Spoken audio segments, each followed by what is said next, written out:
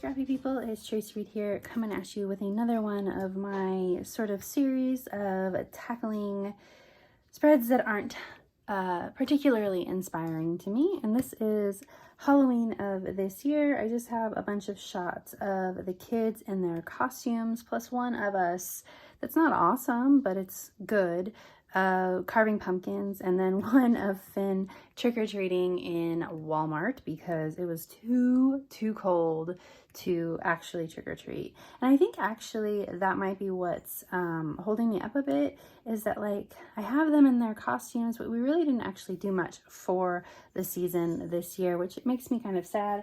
I love Halloween. It just wasn't the year for it. So what I'm going to do here is I already have all these trimmed down and I have them backed with cards. Part of the problem is that, again, they're just kind of repetitive because it really was so cold that I just kind of snapped a bunch of photos of the kids as quickly as possible, and then we ran back in the house. So they're cute, but sort of repetitive, so I have to make them more interesting, I think, to make it something that I find fun to work on, which is kind of what I'm struggling with right now. Like, how do I take these photos and make them more interesting? So that's kind of where I'm starting here. So I'm using some old Simple Stories cards and papers, and then I also have this bag of Halloween stuff. I talked about a couple videos ago how I pulled out my themed embellishments, and I'm just keeping them in these bags right now. I think these might have been from Citrus Twist kits, and I just have a bunch of bags like from old Allie Edwards kits and stuff that I just have been collecting because that's what they come in. So I have one for Halloween, and I think I'm going to start with the pockets like I normally do. This is going to be a 9x12, and I don't know how I'm going to approach this. Like, I like this photo. It works. I'm kind of bored by it too. We shall see. I'm going to start with the pockets though. So, I don't know. I think I'm going to turn off the camera for a few minutes and really think about it, and then come back with the voiceover and know where to start. All right. So here we go. I have out a lot of the Simple Stories collection that I'm working with, as well as some embellishments over here on the left-hand side from Pebbles, I believe, and some stuff from last year, my Color Cast Designs wood veneer that matches my Ghouls Like You collection, plus some Allie Edwards stuff.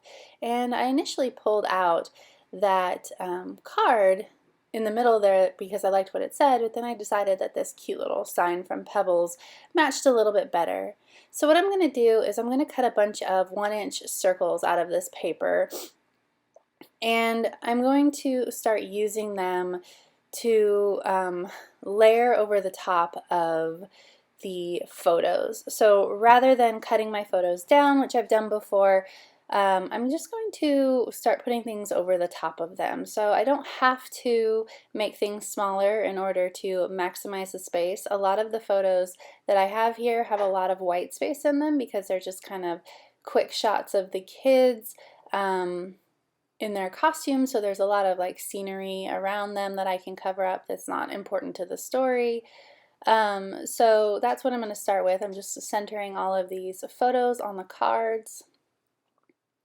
I probably could have made them a little bit smaller so you can see a little bit more of the pattern around the edges, but you know, it would cost money to reprint them, so what's the point? Like, I could, but why?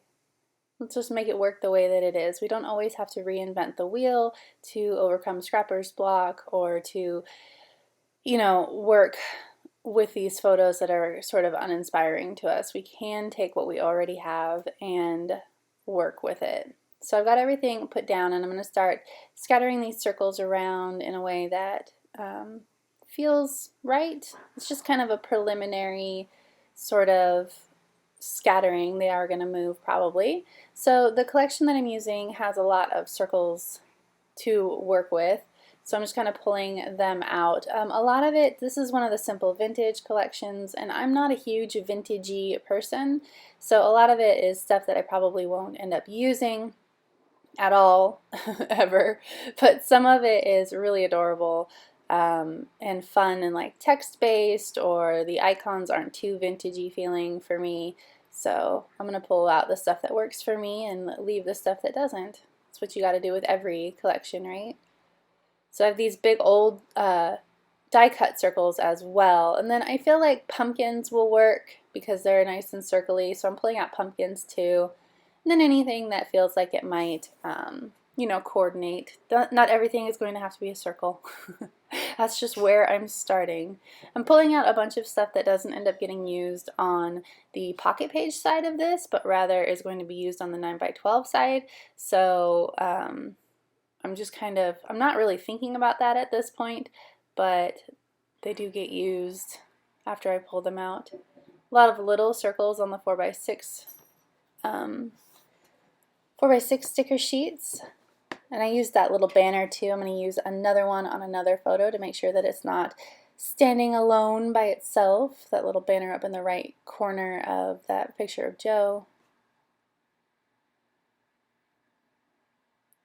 I'm kind of like, I've got a direction right now, but I'm still kind of waffling, like going back and forth on what I want, where things are going to go, etc. Because a lot of times when I sit down to do things, even if I sort of have a preliminary plan, the vision for the layout really doesn't come together until I'm quite a bit through it, and then I'm like, okay, I see what's going on here. It's almost like my hands work without me for a little while my brain is catching up. So that's kind of where we're at right now, is my brain is catching up with my hands and trying to figure out, you know, trying to like verbalize a plan in my brain rather than just going by instinct. A lot of my scrapbooking is instinct. A lot of it is, does this look good here? Does it make sense? Okay, let's put it down. That's also why I pull up things a lot too. So I'm not necessarily saying that's the best way to do things, because I often have to pull things up and start over. This little which better have my candy is perfect to put right in between these photos. It's a circle and it drags the circles across the photo, or across the card, and it was just the cutest little accent. That was from Color Cast Designs, the collaboration we did last year for my Ghouls Like You collection. So I still have some of that hanging around, so I was happy to use that. I love this little haunted house looking circle because we were at home carving pumpkins and watching, I believe, The Corpse Bride. So my initial plan here is that I'm going to add my journaling to the 9x12 side, so I'm not leaving any room for journaling. Finn is loving all of these little Halloween icons. You know, he asked me, he's like, why are you just now scrapbooking Halloween? And I was like, ah, kid, please. You're lucky I'm scrapbooking it only a couple months afterwards. Not even a couple months. It's like a month and a half. He enjoyed looking back already, though, because Halloween already feels like so long ago. We're in the midst of Christmas madness. I really wanted to use that little banner, but I couldn't make it work. Trying to add in some other things. I'm going to cut this down from a rectangle. And then I felt like I needed a pattern to go behind it because it was too much orange down there in that corner by itself.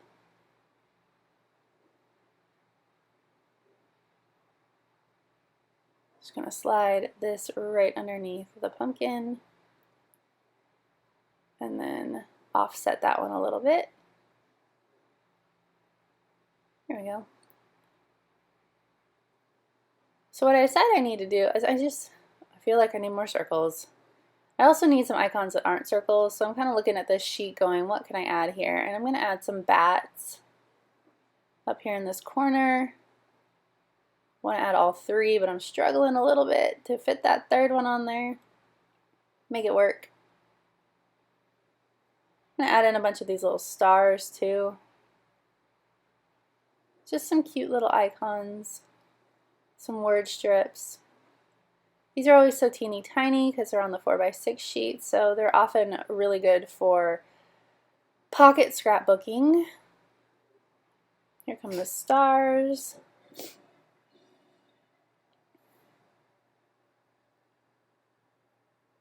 I love it when a pocket page comes together and it's nice, like it has a lot going on and it's fun and it's vibrant and it's dynamic to look at. I tried really hard to fit myself into the box of really simple pocket pages because I really love looking at them. But I just really, when it comes to my own scrapbooking, I love layers. I love layers. I love lots of things going on. I love decorating. That's just my style, and I'm really going to embrace it in 2020 and go for it, and hopefully you will come along on the ride. There are a lot of people out there doing simple things in pockets, so add a little variety, go a little crazy.